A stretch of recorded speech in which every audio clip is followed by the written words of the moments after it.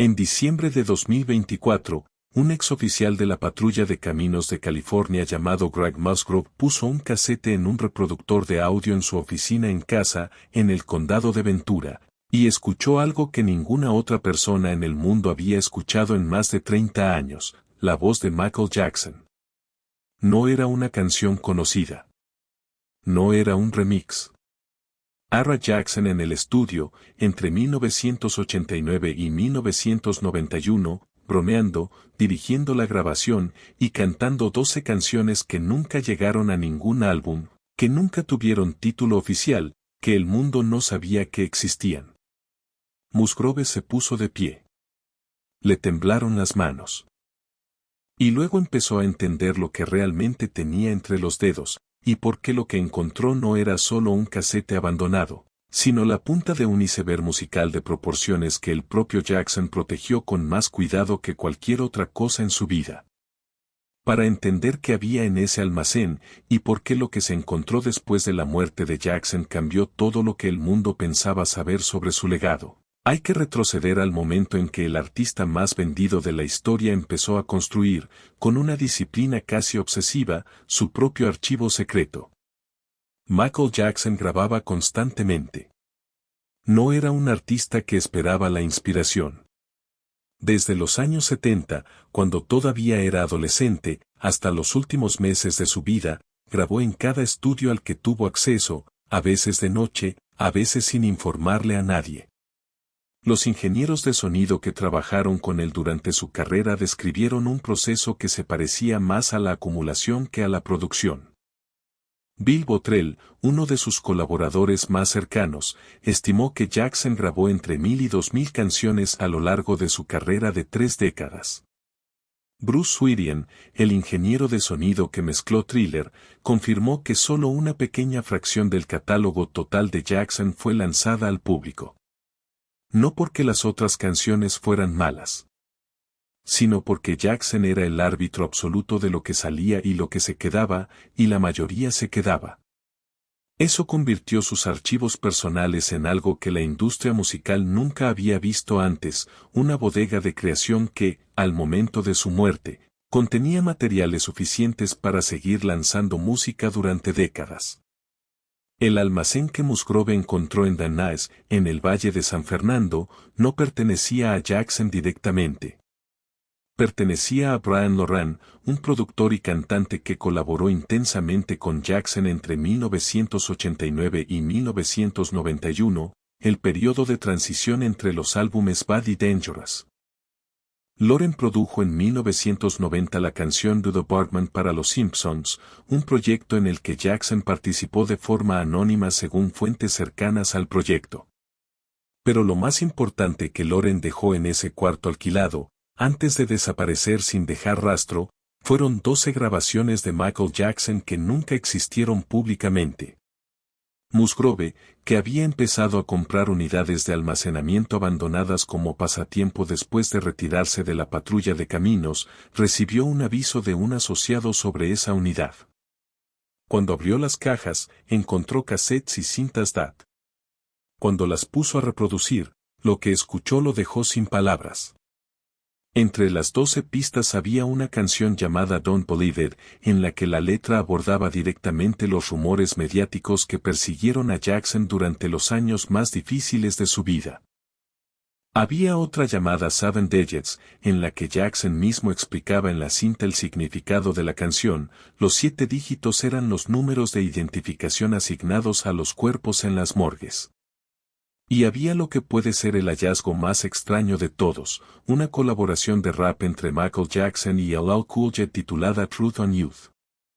El propio LL Cool J, en una entrevista con Variety en septiembre de 2024, había confirmado que trabajó con Jackson, sin dar detalles. La cinta encontrada en Danais era la evidencia física de eso. Musgrove describió lo que sintió al escucharlas con una precisión que captura algo que los datos no pueden. Estoy escuchando esto, y me daban escalofríos porque nadie había escuchado esto antes. Escuchar a Michael Jackson hablar y bromear en el estudio era increíblemente íntimo. Era él sin la máscara. Pero aquí es donde la historia se complica, y donde lo que parece un tesoro se convierte en algo más difícil de sostener.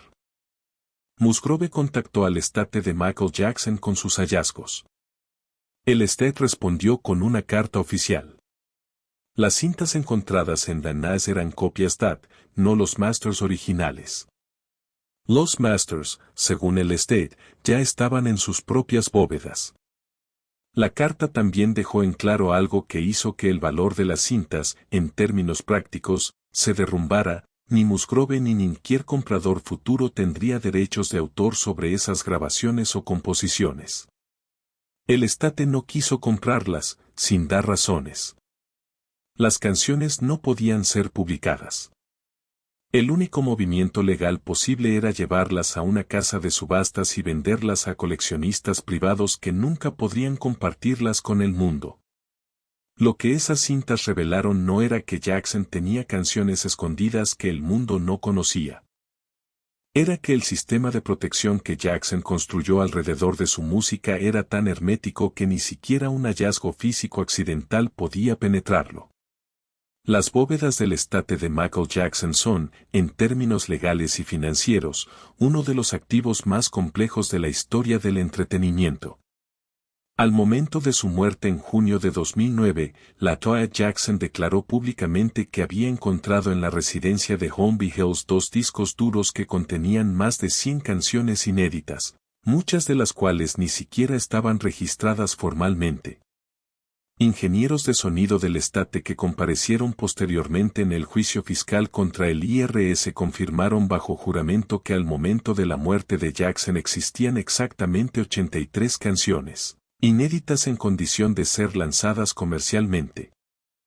Esa cifra fue la que el Tribunal Fiscal de Estados Unidos adoptó en 2021 como base para sus cálculos, descartando la cifra mayor que el IRS intentaba usar para inflar el valor de los activos. Pero los 83 temas terminados eran solo la parte visible.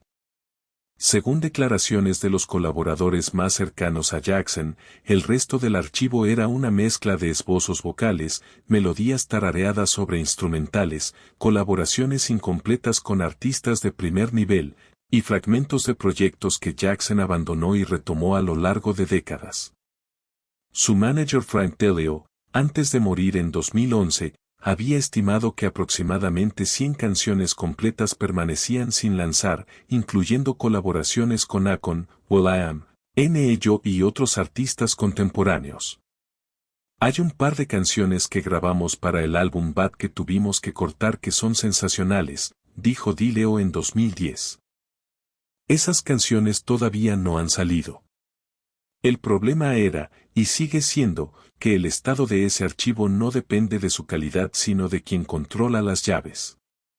En marzo de 2010, Sony Music firmó con el estate un acuerdo de $250 millones que incluía los derechos de distribución del catálogo de Jackson hasta 2017 y el compromiso de lanzar 10 álbumes póstumos en la siguiente década. Solo 3 de esos 10 proyectos resultaron en lanzamientos con material inédito real. El primero, en noviembre de 2010, se llamó simplemente Michael y fue el centro de una de las controversias más intensas en la historia del pop. 2 de las canciones incluidas en el álbum, Breaking News y Monster, fueron impugnadas por fans y expertos vocales que argumentaban que la voz no pertenecía a Jackson sino a un impostor. El estate insistió en su autenticidad. La familia Jackson estuvo dividida. En 2014, una demanda civil relacionada con las canciones fue desestimada por razones procesales, sin que se estableciera una conclusión definitiva sobre su autenticidad. Mientras tanto, debajo de toda esa disputa sobre canciones individuales, se estaba construyendo silenciosamente el conflicto financiero más grande en la historia de cualquier estate musical, la batalla entre el IRS y los ejecutores del patrimonio de Jackson. Cuando Michael Jackson murió en junio de 2009, el IRS tasó el valor total de sus activos en $481.9 millones. Los ejecutores del estate lo tasaron en apenas $5.1 millones. La diferencia de 476 millones de dólares en la valoración derivó en un litigio fiscal que duró más de una década, se desarrolló ante el Tribunal Fiscal de Estados Unidos, y finalmente produjo una sentencia en 2021 que concluyó que el valor real de los activos era de aproximadamente 111.4 millones de dólares, mucho más cercano a la posición del estate que a la del IRS. La diferencia de criterio más dramática fue sobre el valor del catálogo MIHAC, el archivo de composiciones propias de Jackson. El IRS lo valoró en 183 millones de dólares. El Ester argumentó que valía 71 millones. El tribunal se posicionó más cerca del Ester. Pero la victoria legal no resolvió el problema práctico. En mayo de 2024, un documento judicial reveló que el estate de Michael Jackson seguía técnicamente congelado, porque la disputa fiscal con el IRS por más de 700 millones de dólares en impuestos y penalidades adeudados aún no se había resuelto por completo. Eso significaba que el fideicomiso familiar creado por Jackson para beneficiar a sus 3 hijos y a su madre Catherine no podía ser financiado. Sus hijos, en ese momento de 27, 26 y 22 años de edad, recibían pagos a través de una asignación administrada por los ejecutores del estate, no a través de los activos directos que su padre les había dejado. La solución que los ejecutores del estate propusieron en 2023 fue vender la mitad del catálogo MIHAC a Sony Music. El precio que Sony pagó fue de al menos 600 millones de dólares, valorando el catálogo total de Jackson, incluyendo los masters grabados y los derechos de publicación de sus composiciones, en aproximadamente 1.5 mil millones de dólares. Catherine Jackson se opuso con una demanda, argumentando que la venta violaba las intenciones de su hijo y que el catálogo seguiría apreciándose en valor. Sus propios nietos, los hijos de Michael, inicialmente apoyaron a su abuela, pero luego aceptaron la decisión cuando el juez de primera instancia aprobó la venta. En agosto de 2024, un tribunal de apelaciones de California rechazó definitivamente las objeciones de Catherine. Sony se quedó con la mitad del catálogo. Para contextualizar lo que Sony compró, hay que entender la escala de lo que estaba en esas bóvedas. El catálogo MIHAC incluye los derechos de publicación de todas las composiciones escritas o coescritas por Jackson, desde Don't Stop, Till You Get Enough de 1979 hasta los fragmentos grabados semanas antes de su muerte. Incluye los masters de sus álbumes de estudio con Epic Records, los mismos discos que siguen generando regalías en streaming y ventas físicas en 2026. Según datos de Illuminate publicados en 2024, las ventas y streams de la música de Jackson crecieron un 37% entre 2020 y 2023, pasando de 1.07 millones de unidades equivalentes de álbum a 1.47 millones anuales. No está disminuyendo. Está creciendo. En total, desde la muerte de Jackson, Sony ha pagado al estate más de 2.000 millones de dólares en distintas transacciones relacionadas con su catálogo. Y todo esto viene de un hombre que en 2009 debía 500 millones de dólares y no podía pagar la renta de su casa. Eso nos lleva de regreso al almacén de Dan Naes, a las 12 cintas que Greg Musgrove encontró y que, técnicamente, no puede venderle a nadie de forma que esas canciones puedan ser escuchadas por el público. La ironía del hallazgo es perfecta, el hombre más reproducido del planeta dejó material tan blindado legalmente que ni siquiera una copia física encontrada en un cuarto abandonado puede liberarlo.